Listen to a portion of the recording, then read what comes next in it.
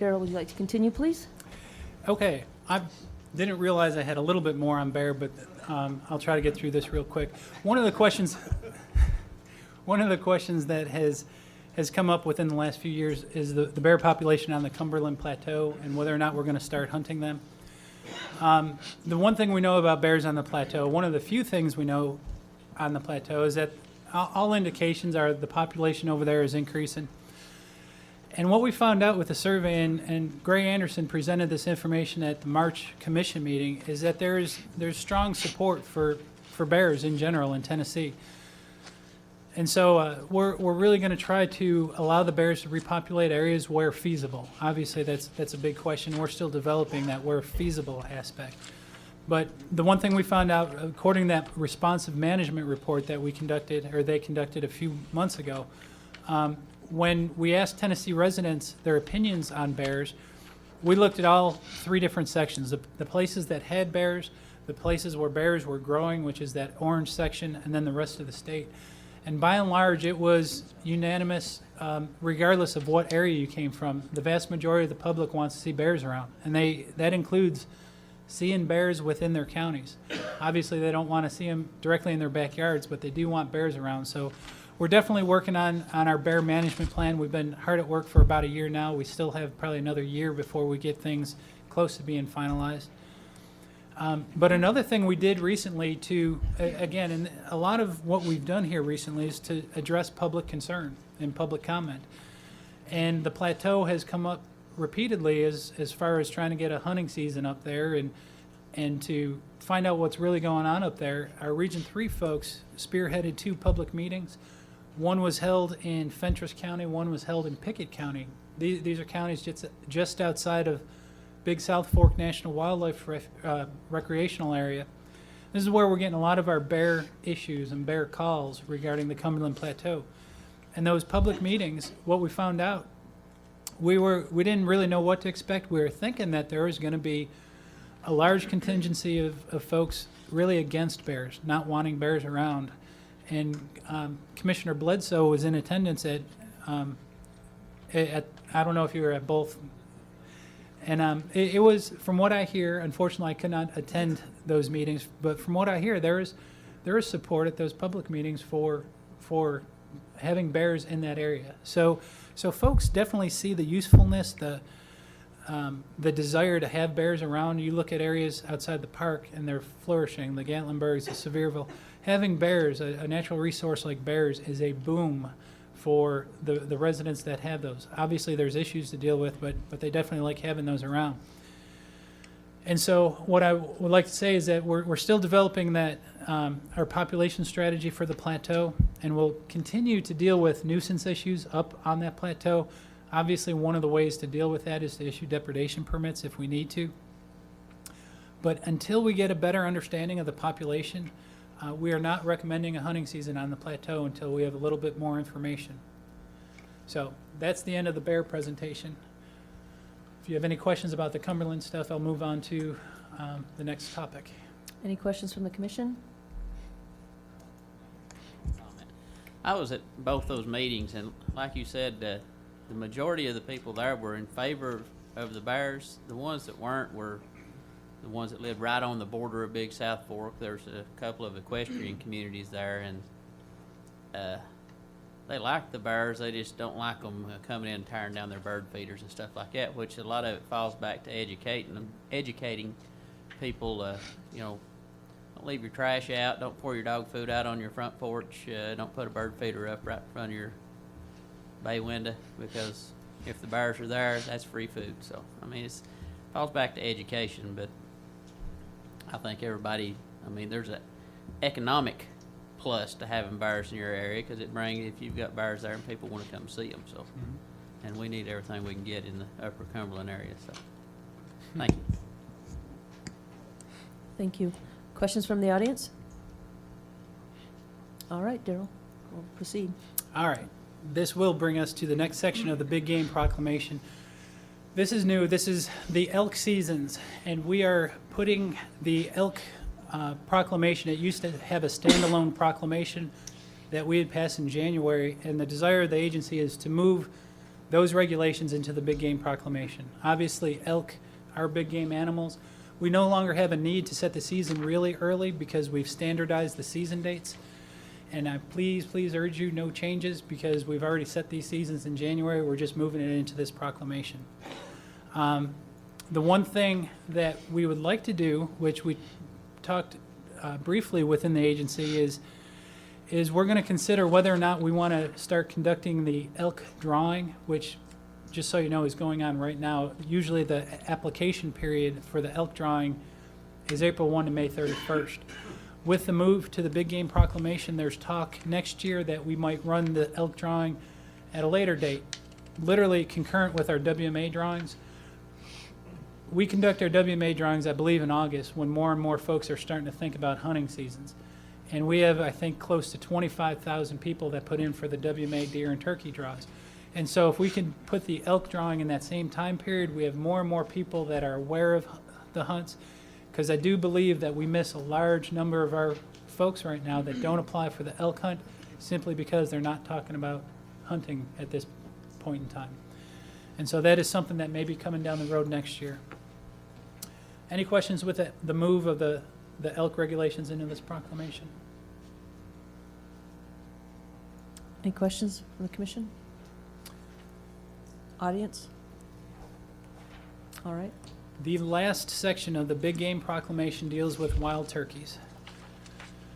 And very similar to deer, going to give you a very brief program highlight and let you know that the harvest data that we get off turkeys is extremely similar to deer.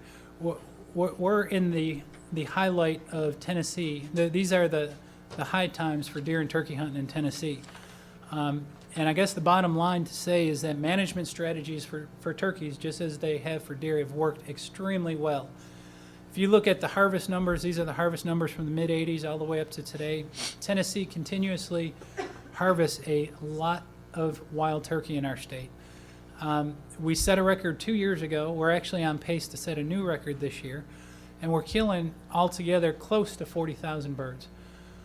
Believe it or not, Tennessee is one of the few southeastern states that is not seeing a decline in their harvest numbers. Our harvest has stayed relatively stable, and we don't know why. We're actually having a postdoctorate look into the turkey populations in all the southeastern states, but we're one of the few that are bucking the trend. Tennessee, the turkey hunt in Tennessee is the best it's ever been, and Tennessee is a premier destination to go turkey hunting. And we want to keep it that way. We're very pleased with the turkey program. In light of that, what I wanted to show you is the hunter opinion from, we like what's going on with the wild turkey program. Do our hunters like it? And that same survey that we had the University of Tennessee conduct, they also asked the question of the turkey program, how satisfied are you? And here, 91.3% of our hunters are extremely satisfied with the way we manage turkeys in Tennessee. This has been a sore point for me. I was the deer guy, Gray was the turkey guy, and he's always beat me by a few percentage points. But to have the two premier programs in your state both running neck and neck at close to 90%, I don't think we can ask for much more than that. Real quickly, the highlights of the turkey recommendations. The first thing we want to do that we are going to recommend this year is that we allow archers to fill their county bag limits during the fall turkey season. I'll explain more about that in a second. We'd also like to adjust the fall turkey opportunities where appropriate. And those are the only two recommendations for turkey. For 2013, although we're not recommending any changes, I'd like to show you what the dates are for next year for turkey hunting. It typically starts the Saturday closest to April 1st, so next year it would be March 30th through May 12th. And the Young Sportsman's Hunt is usually the weekend before the opening turkey hunt. So this next year it would be March 23rd through the 24th. The bag limit, we recommend keeping things the same, where it's 1 bearded turkey per day, not to exceed 4 per season. Young Sportsmen also have that 1 turkey bag limit as well. Now, in regards to the fall bag limits, the first recommendation that we are presenting is to allow archery hunters to harvest the county bag limit. What I mean by this, if you look at the old regulation, it used to read as follows. If a county is listed in the table, one turkey may be harvested with archery equipment during the deer archery only season. We received a lot of questions regarding what they are allowed to kill and what they're not allowed to kill. Our recommendation is to strike that language and to put in the following. If a county is listed in the table, turkey may be harvested with archery equipment during the deer archery only season. Turkeys harvested during the deer archery only season count toward the county bag limit. Literally what that means, if you enjoy pursuing fall turkey and you're an archery hunter and a gun hunter, the fall turkey limits are set in a county table. Some counties have a 6 bird limit, some have a 3, some a 2. That means you could kill all 6 if you hunt in, say, Franklin County or Lawrence County that has a 6 bird limit. You could kill all 6 with a bow if you can do that. Every bird that you kill with your archery equipment counts towards that countywide bag limit. It's no longer considered a bonus bird. It just counts towards that countywide bag limit. And so that's our first recommendation. The other recommendations to that fall turkey table, obviously we're standardizing the dates again to make it generic so we don't have to change it every year. But we do wish to add fall turkey hunts in Cumberland, Grundy, Hamilton, Madison, Putnam, Sequatchie, and Van Buren counties.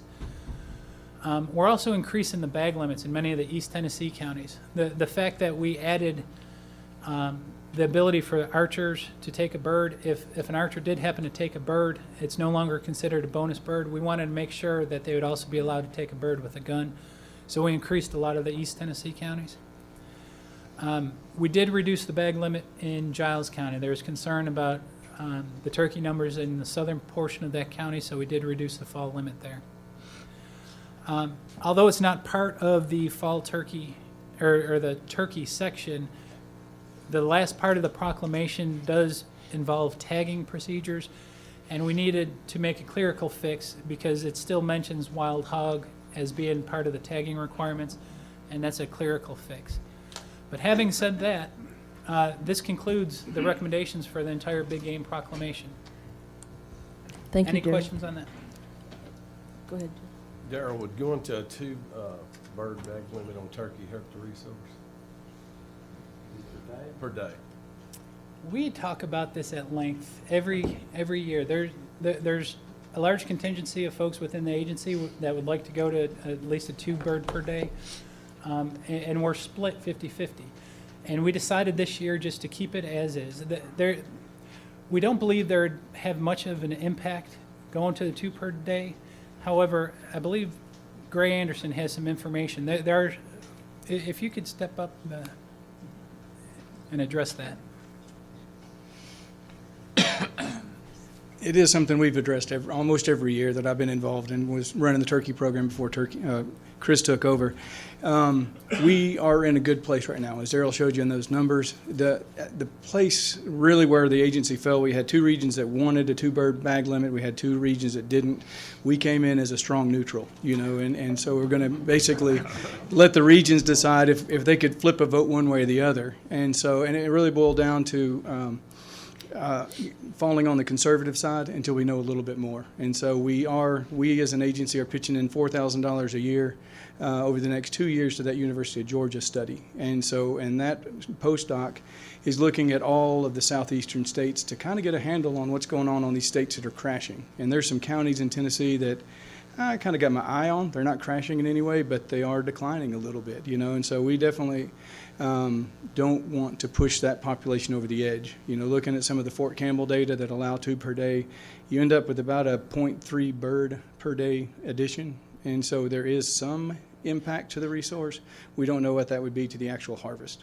So until we know a little bit more, we kind of fell on the conservative side until we get some better information out of Georgia and until we really fall stronger on our barometer rather than a strong neutral. We actually feel strongly one way or the other. But it's something we consider every year, and as long as the populations hold up and University of Georgia doesn't tell us anything bad, I see it coming in the near future.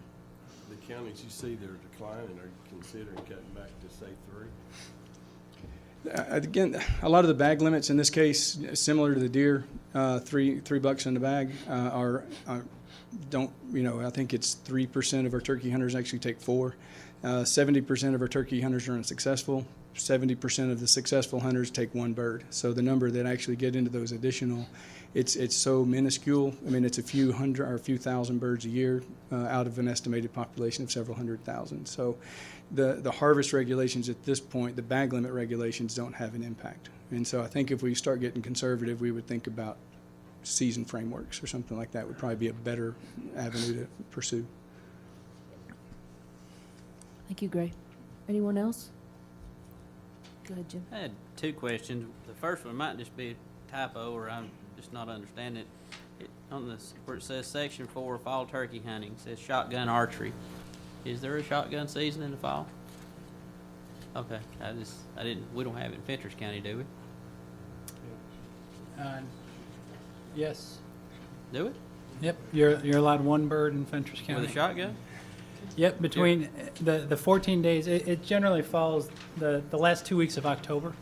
So, And if you want to fall turkey hunt, you could, it's a deer archery only season for deer during that time, but we allow folks to pursue fall turkey with a shotgun during that period. Oh, that's And great. Fentress is open. Learn something new. Trey said I couldn't kill one anyway. I've been striking out this year already. The other thing was on that the big game tagging, and I might not just check my mail or anything. I've got a lifetime sportsman's license, and do they send me a temporary game tag? No, they do not. Okay, how do I move my game? We've been doing this. This has been an issue for 5 or 6 years now. We stopped mailing temporary tags to lifetime license holders. Okay. And lifetime license holders and anyone else that is exempt, for example, a landowner, a youth, some of the military, they don't have the ability to have a temporary tag. And so what we allow for all those folks that are exempt that don't have the temporary tag to begin with, we allow them to take the very first animal they harvest without a tag to a check station or take it home, check it in on the internet, and as soon as you check in that first animal, you get your tag. Then you get one, yeah. Yes, So, you're good. You can go on the internet and there's a blank tag that you can fill out and just put Yes, your license number in. You can absolutely do that. If that makes you feel comfortable, you could print a blank temporary one out, but it's not required that you have that. I'm not killing anything anyway, evidently. So. I can deer hunt a little better than I can turkey hunt, so. That's all I had. Daryl, nitty question, but in section 4, you specify spring turkey shooting hours, or section 4D, but we really don't call that out in section 5. Do we need to repeat that, just for clarity's sake? Just to call it out somewhere where we have fall turkey shooting hours as well. We might put the language that it applies to both Just spring somewhere. and fall. I believe it's implied, but we could clarify it if we need to. Anyone else? Anyone from the audience? All right. Thank you, Daryl. The next okay. Okay, go ahead. The next proclamation, I'm going to call Tim White up, but not yet. I do want to make the commission aware that there are a number of proclamations that we discussed last year that we do not recommend any changes to, but I want to give the commission an opportunity to provide comment. Some of the proclamations that we will not be recommending any changes to this year are to the small game proclamation, dove, early migratory bird, and fur bearer. Some of those proclamations were opened last year, but we had no recommendations for this year. So we don't plan on opening them up. However, I do want to provide the commission an opportunity to comment on anything that might be contained within those. Anyone at this point? Quail be one. Quail is in our small game proclamation. Let's talk a little bit about last year, how we cut the season off in February. Where are we at with that statistically? Statistically, we don't have data. Unfortunately, with small game populations as opposed to big game populations, we don't have any mandatory check-in requirements. And so with deer, turkey, bear, elk, we know how many animals we're killing, and we can keep track of if we're killing more or killing less. It is very, very difficult with small game populations, whether it's quail or rabbit or squirrel or anything like that. We don't require hunters to check in their animals. And we can conduct surveys to get at that number, but oftentimes it's very expensive and it does not provide very good data, because many times the folks that we're getting at, we don't have near as many quail hunters as we do deer hunters. And so it takes a much more intensive effort from a survey standpoint to get the numbers we need that are useful. And so we don't have good harvest numbers to see what's going on with changes to some of those regulations. And unfortunately, a lot of it boils down to we make decisions or recommendations in what we believe as biologists, trained biologists, to do what's best for the resource at that time. We know, everybody knows, it's not something we're trying to hide. Quail are in trouble. And last year's move was an effort from our agency to do something for quail. Unfortunately, the primary way to benefit quail is through habitat. And it's an unfortunate case that our agency really has no control, considering 90-some-odd% of the land out there is in private land. We don't have the ability to affect habitat that would cause quail to respond positively or negatively. And so one of the few things that our agency does have is the ability to adjust regulations where we believe could benefit the small game populations. And the recommendation we had last year to close the season early was what we believed was one of the few moves we could do that could help the quail out. A season said, but you was talking about most of the land's 90% owned by private landowners. What are we doing with our WMAs for quail as far as habitat? There is becoming to be a more concerted effort, and the director has instructed us, and we are taking it to heart, where we are really going to develop more and more management plans for our WMAs. We don't have anything on paper, and what we want to do within the next couple of years is to develop these plans for specific WMAs, and we definitely want to select a number of WMAs in every region that will be geared towards early successional habitat, which benefits not just quail, but lots of, it benefits deer, it benefits turkey, it benefits many endangered or species of concerns, and it's probably the most imperiled habitat that we have in the state. And if we could do more on our public lands to create more early successional habitat, we should see a response in the quail populations, rabbit populations. But what we need to do as an agency is develop those plans and specify this is what we're doing on those areas. And we're working on that. We're developing our new strategic plan. And hopefully in a short period of time, we'll have real clear, concise direction as to what we're doing on the public lands, and we can tell you exactly where we're doing it. I know you made the comment a while ago, we don't have many quail hunters left, and I agree with that. I mean, when we changed the season, and I was part of it, so, you know, I'm not blaming y'all. I sat up here and voted.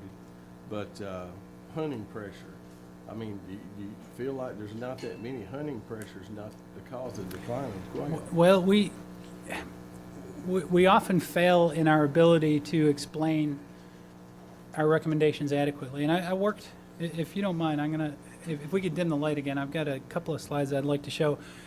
Hopefully give you a better understanding of why we recommended what we did last year. Last year, Roger Applegate, who's here to answer any questions you may have as well, Roger is our small game and quail coordinator.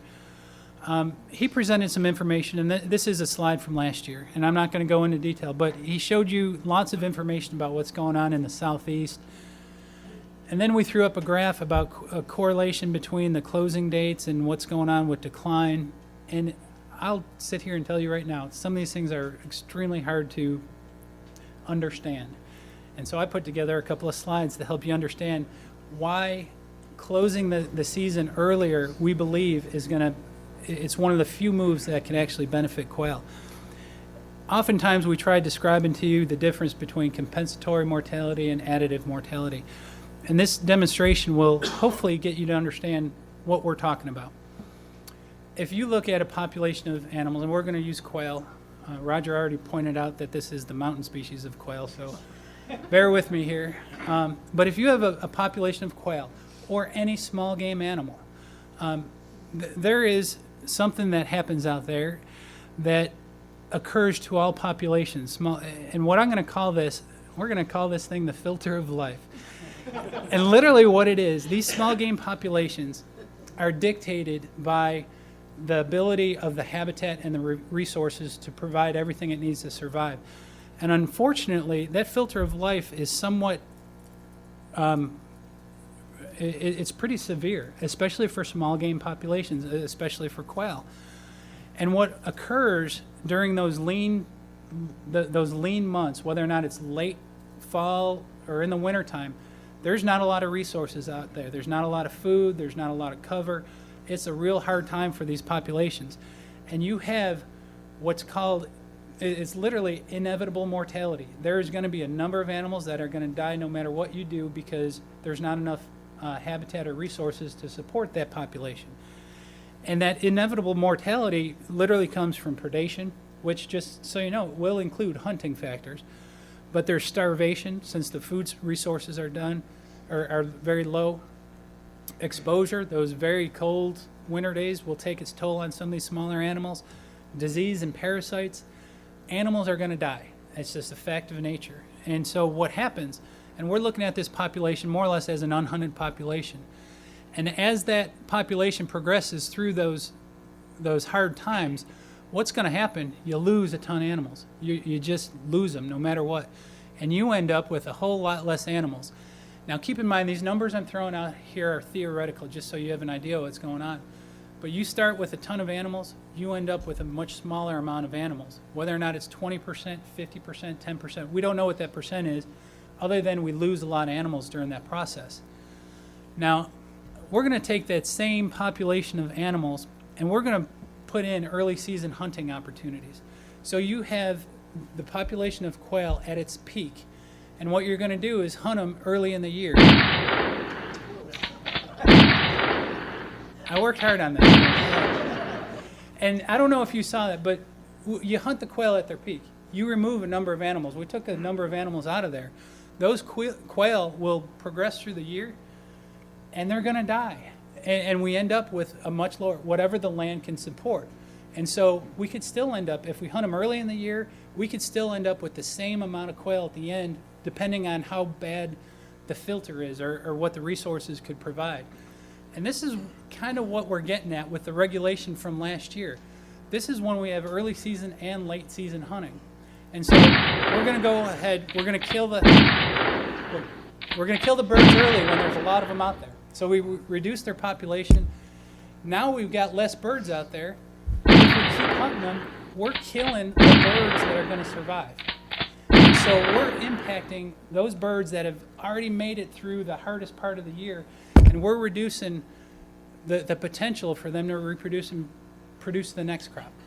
That's the theoretical version of why we're getting away from that late season hunting, because we're impacting the birds that have made it all that time, and we're taking them out of the population. I hope that helped to understand why we did that regulation, but that was the impetus and what we tried to describe last year of why we did this stuff. You know, I understand that we're trying to protect the species, and I've probably quail hunted as much more as anybody up here, and I love them and want them back too. But just a couple of comments. In one of your earlier presentations, you were talking about the small game hunter would get 2 months of unadulterated hunting. Quail hunters don't get that. I mean, in February, they don't get it. Right. And that concerns me. And most good quail hunters are not going to go out and shoot a covey and look up every single and kill them all. I mean, they're good. We talk about hunters managing deer and taking care of it. Quail hunters are the same way. And I'm just concerned that we took it away from them, and that was the prime month that people love quail hunts, February. That's all I got. Go ahead. I think there's a fine line between, we talk about the things that are the filter of life, and you've got the habitat and the food and all that. And to me, there's a fine line between the people that are wanting to quail hunt that are ones that are developing this habitat and providing the food. So if we're reducing the ability of them days to hunt, then we're losing quail hunters. Then we're going to lose the very people that may have a chance to bring them back. And I think that's what Jeff Griggs is saying, and it's what I think. And there again, I'm all about not harming a resource, but you know, it's kind of one feeds the other, and so I think we have to kind of keep that in mind. That you know, I know we have our private game biologists now, and I've actually had them talk to me. Everything they do, first thing it's going to do is affect the quail, and that's their private land owners. Well, the private landowners are not going to want to go to the expense of doing that if they only got a reduced amount of time to hunt. You know what I'm saying? So I'm just not real sure where it's going to revolve to. I wish I had an answer for you, Commission. It's the problem that frustrates the agency the most is dealing with this quail, because we've known about quail decline for decades. It's been happening since the 1960s, and so we don't have an answer. There's really no other states that have an answer, and I wish we know what we could do. Unfortunately, we can't do it, and that's increase the quail habitat, but we just don't have the means to increase the quail habitat. So I wish we knew what to do, and if someone can answer that question, you'd probably make a pretty fortune for yourself. But we're relying on the private lands people to do it, but yet we're taking opportunity away from them. Have other states reduced the amount of days of hunting? I do not know. I'd have to refer to Roger.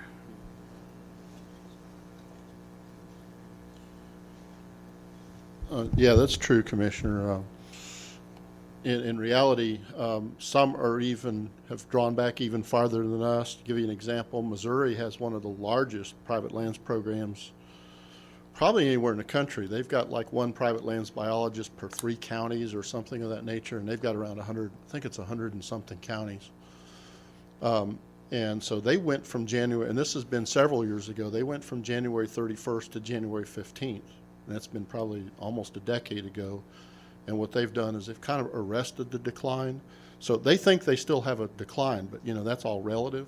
They were in better shape than we were anyway, because they had larger blocks of habitat. And that's where one of the problems comes, is that we have to build this a small plot at a time, whereas in some states they can build it large plots at a time, because they'll have a ranch or a farm that's thousands of acres in one block that's habitat that can be worked with. But Florida just finished some research, which was another study that documented, you know, kind of the same thing that Daryl was illustrating. So it looks like, and I'm not sure what their cycle is. Their regulatory cycle is kind of different than ours. Like, they don't do it every year. They do it like, I don't know, every so many years. And they're looking at now changing their season, and they've been worse than us, because they've been going to like the 1st or 2nd of March. And down in Florida, they might even have nests on the ground 1st or 2nd of March, you know, in some parts of Florida. So they've been doing that for decades, and of course it's been going downhill, pretty much the same as everyone else. So they've drawn back. Kansas went from January 31st to January 15th. They pulled that same thing that Missouri, and they have even larger blocks of habitat. Because typical situations there can be tens of thousands of acres that get treated. So it's happening all over the country. One of the issues is that recognition of the problem of late season hunting has not caught on very well, and it hasn't been popular. It's been tough for commissions like all of you to understand and to try to figure out what that proper balance was, and hard for agencies to figure out what that proper balance is.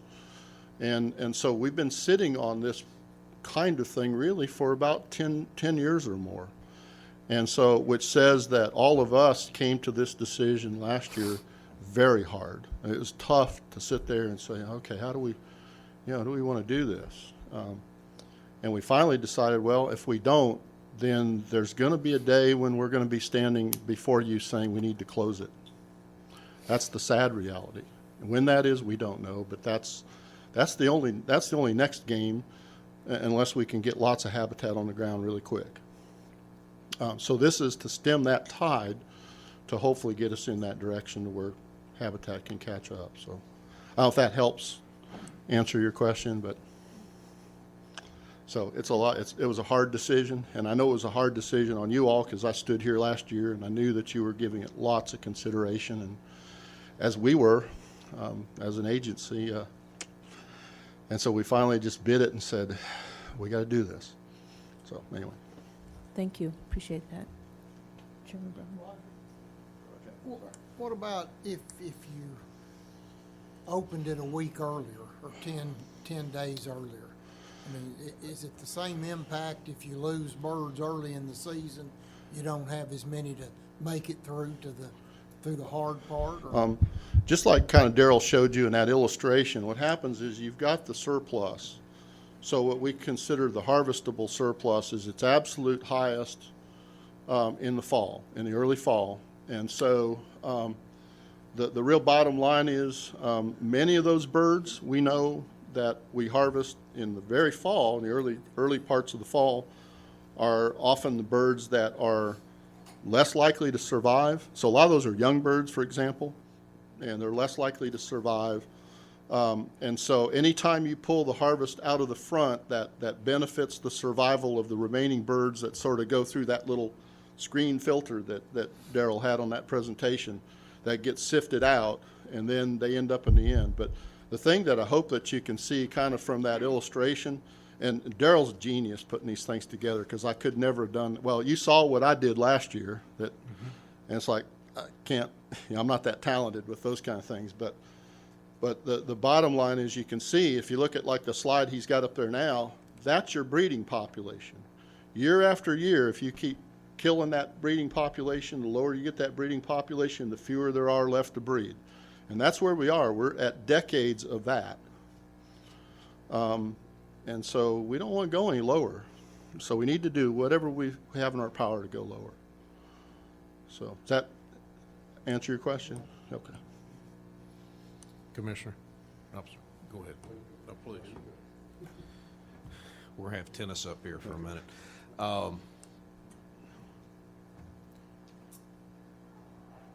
I believe you when you're saying we need to get the habitat on the ground. And we need to own our own words. And I think Commissioner Griggs' comment on what are we doing in the WMAs, that's got to become a priority, and a priority quick. I'm using your word. It needs to be on the ground quickly. So let's practice what we're preaching, number one. And I do believe that he is also right, that the folks who are creating the habitat are in fact some of the better stewards of that resource. And therefore, regardless of what the season is, they're going to monitor it best, and it may be worth revisiting. I don't know if that's, I'm not a quail hunter, and the shots that I would take would miss every bird that just fell on that screen. But if it's worth revisiting, I hate to penalize the folks who are being remarkable stewards of that resource. Two other things somewhat related before we step out of small game. Going back to the turkeys, Daryl, my intention on the nitty comment on the schedule is, you said it's implied. If we can write one sentence that allows an officer to look at the judge and say it's written so versus it's implied, it's worth it, even for one occurrence. And I think we need to do that. And on the other part, and again, it's related to Commissioner Griggs, this may be a premature question, and I'll respect it if it is, but is there any way we can give him an update on his request for additional public dove fields in his part of the state? Thank you. We'll address that in the WMA section. All right. Any other questions, audience? Ron?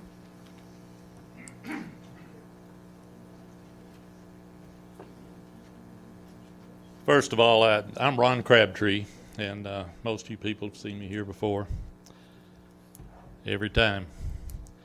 I'd like to say I too am very impressed with Daryl's presentation up there. And if he could go back a little bit, Mr. Griggs, to the previous slide there where he showed those that filter back a little further. And back there where you had the reasons up there, the predators, that sort of thing. And just hold that for a moment there. Predators, predation, starvation, exposure, and disease. And relative to what Commissioner Cannon said here about we need to practice what we preach, I know the greater percentage of the land is owned, it's in private ownership. However, the agency has some land too. And I know we complain about not being able to educate private landowners to practice proper habitat implementation. And when I look at the current hunting and trapping guide, I believe it's August 11th through July 2012. And I look at all the WMAs and I look at those icons up there that shows what game is available on those WMAs. I have to, my mental capacity is not sufficient for me to look at all those and quantify it, so I have to put it in a spreadsheet. I went through and I looked at all of the WMAs in each of the 4 regions. I came up with a total of 109 of those WMAs. I don't know if you'd care to venture a guess as to how many of those allow quail hunting or not according to those icons. Out of 109, there's 7. So in effect, we've got quail season closed on all of those others. So if closing the season is an effective management technique for quail, why aren't we overrun in those? Now I'm assuming, I'm talking about the ones that are suitable. We've got some WMAs that are refuges, obviously, that are for ducks, things like that, waterfowl. And relative to what other states are doing, there are a lot of successes. And I know Daryl said that other states haven't come up with the answer. They evidently have a lot more answers than we do. In Kentucky, for instance, right now, they are selling lotteries on wild quail hunts to raise funds. I was 3 days in Kansas in February at the Pheasants Forever National Meeting, and during that 3 days, they had 6 stages. They had 6 seminars per stage, and I attended a lot of those. And the quality of the presenters there were people like head of the in Kansas, I think it's Parks and something else. It's not DNR, but those were the type presenters they have. I saw a recent. I'm not sure whether Roger or other people in the agency have seen some of these reports from some of the other agencies.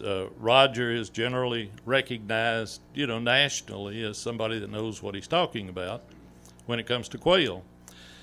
But for instance, in Oklahoma, the Director Carter's counterpart there said that hunter pressure was not a concern for quail population. And if hunter pressure is a problem, despite this, Daryl's good presentation up here, if you see a list of the top 25 or 50 or whatever reasons for the decline in quail population, how many times have you ever seen hunter pressure as one of the reasons? I haven't seen it. I would suggest, I'm very happy that the agency is beginning to put some emphasis, and I know that the agency looks at long-term plans. If you look at, I mentioned it before, the agency is now working under the 2006-2012 strategic plan. In that plan is a list of the Tennessee quail hunting seasons from 1940 to 2004. And if closing the seasons in February is an effective management plan, then I'm wondering why we didn't come up with it before. I just think there are a lot of other things that we could do, and I think we could probably do some of these immediately. I know that habitat, I'm wondering if, especially on the WMAs, this agency, like everybody else, has budget constraints, and I'm wondering if we spent some of the resources, the manpower and equipment on putting in some habitat, and we talk about this, anything you put in for quail is good for all the other species, including aquatic, because it improves water quality. But I'm wondering if you put that same resource toward that you're using for mowing and some of these other things, if we couldn't do a little bit more for quail.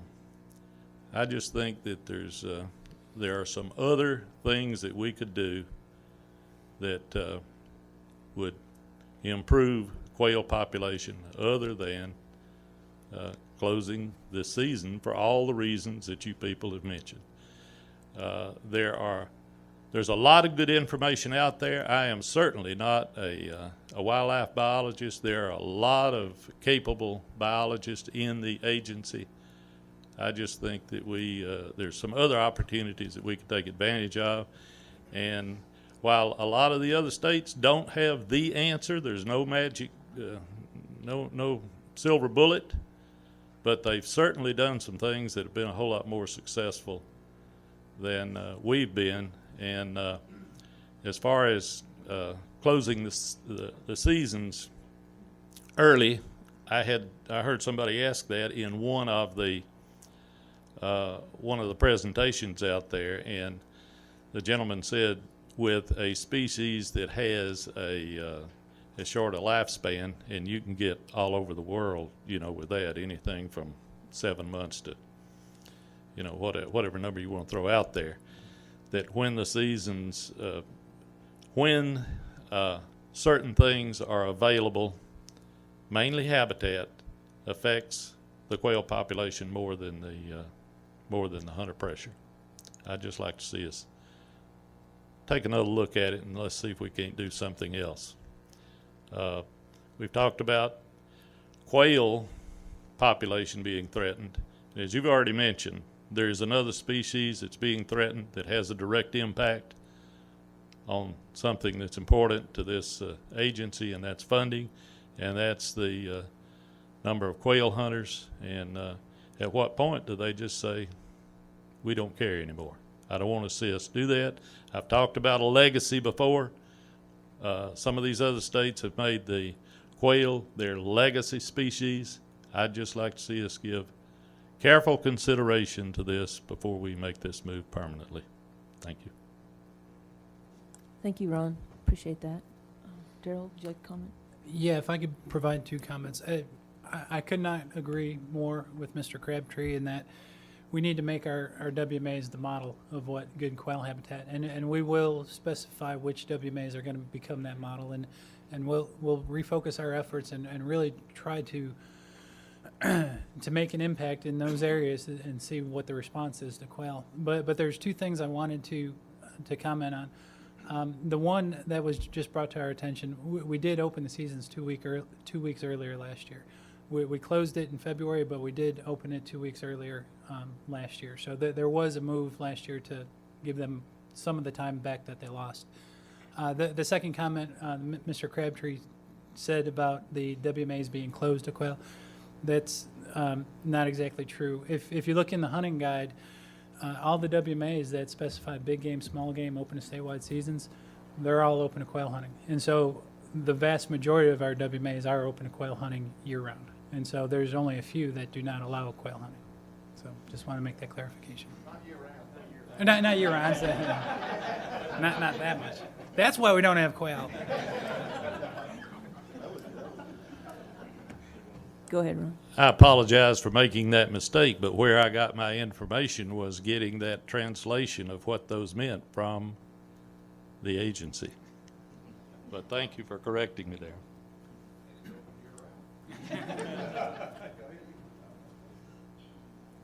I think that, I was just gonna ask Daryl to state, I know you all, whether you or Director Carter or both of you, you've made some administrative changes that are directed towards improving this situation, changes, additions, however you wanna, if you would, just state for the commission and the public what's been done in that regard.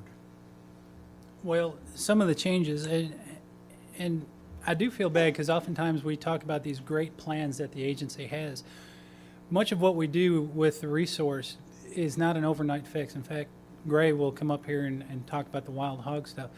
Lots of our programs really take a long time to really have an impact. Whether referring to deer and turkey, we were talking decades worth of work in order to get where we are today, and we're in a great shape.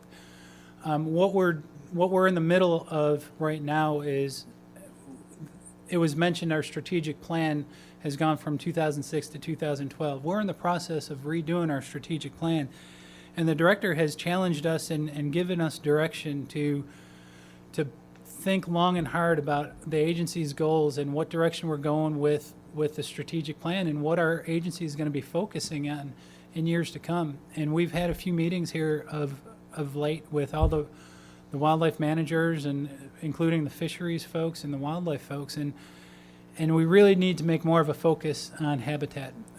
Many of the species that we manage are in fantastic shape. We need to dedicate more of our resources and planning and our efforts into protecting the habitat and providing the habitat that will allow these species to respond. So over the next few years, and I apologize that the time frame is so long, but it's a long planning process, but it's going to map the course of the agency over the next few decades. And if we redirect and start focusing more as an agency to providing the proper habitats wherever we can, keep in mind that that's a huge caveat, is that we can't do it all. The fact that we have 1.6 million acres in wildlife management areas. I don't know the grand total of acreage in Tennessee, but it's a small portion of land that we affect. And we need to do our part, and we promise to give it our best effort to do our part on those WMAs. But hopefully within the next few years, we'll redirect our efforts and really focus on putting in the habitat that's required of some of these other species that I don't want to say are neglected, but are in need of that type of management in order to keep their populations at a viable level. Ron and I don't have as much time as the rest of them. Director Carter? Thank you, Chairman Schuster. I just want to make a couple of comments. One, Daryl's right, and part of the holdup, if there is one in the immediate future, has been me in terms of putting some things on the ground. We developed a quail plan. It took about 2 years of pretty intensive work to get there. Roger was the coordinator of pulling that thing together along with a bunch of other agency personnel. And one of the things that I asked is we were starting to move into the renewal of the strategic plan. And we, as Daryl said, we're also going to try to develop individual plans for each wildlife management area. And a part of that look is focusing on a greater emphasis on small game of all kinds, but especially quail. So what I didn't want to do is implement a quail plan. And just so you know, if we implemented exactly what it was a $2 million price tag to put the quail plan in, if we implemented it right then. That's a pretty hefty price tag, and part of it would be just redirecting part of the agency employees as we have now. But before we moved into that, what I wanted to make sure that we did was that all three of these plans meshed together, the quail plan, the individual WMA plans, and the strategic plan, so we didn't have three competing plans, and then we come to you with a budget trying to figure out how we were going to fund things and it not be coordinated. So that's where we're working, and Daryl says it is kind of, it's a slower process than I would care to have, but I want to make sure that we do it right when we go into it. And it's not that we haven't addressed it, and I did just want to mention that we contribute a lot of financial aid to private landowners through the farm game program. Part of that is in severe cutbacks right now on the federal level. That helps us to put some of that on the ground, but we've done quite a bit of that over the last several years. We also we give direct funding to the National Bobwhite Quail Initiative that's housed at the University of Tennessee. They have a center for native grasses there as well. We provide direct funding to that as well. We have 4 private lands biologists, so we redirected one of those to a different part of the state so that we have statewide coverage on trying to work with landowners. We cost share that with the NRCS and work with them in implementing not only their programs but ours. So we have a coordinated effort between the 2 largest private landowner portions together.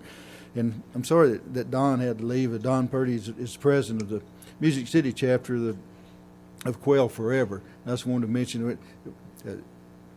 Despite of Ron, we do have a good relationship. Just kidding, Ron.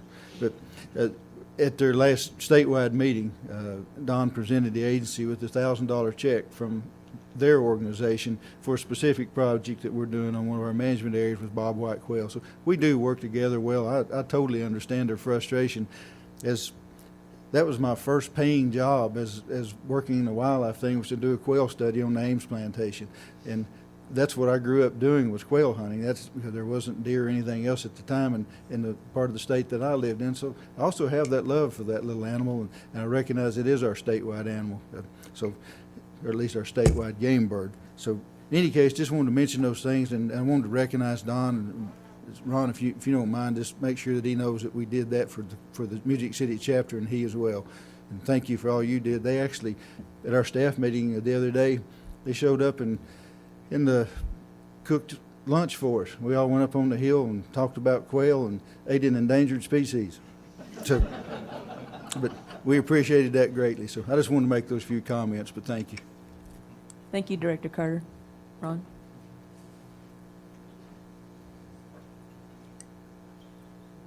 All right, now, at the risk of giving Roger the big head, I don't think he's this good. You understand? I won't say that up front. We've had an unusually warm, I don't know what to call it. You can call it, I guess, spring. But I was talking to a friend of mine a couple of weeks ago, and this is a fellow that's about as old as Commissioner Brown and I. And he is qualified when he looks at a baby quail to know how old it is. He was doing some work on his farm, and his wife was bringing the dogs up, and one of his dogs pointed. This was April 1st. He went over to see what that dog was pointing, and the old quail dropped that wing and started fluttering around trying to get him away. He walked up there, and there were 2 quail chicks, and he said they looked like they were about 4 weeks old. So considering that, of course, pen-raised birds, where it's controlled, I think it's about 23 days, but in the field it's 28 days. So, there may be a little bit of truth in what Roger says about when these things happen. Thank you, Ron. Anyone else? Any questions on that? Daryl?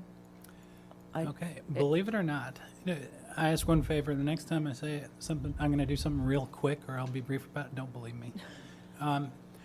We are actually moving on to our next proclamation. If I could call Tim White up here.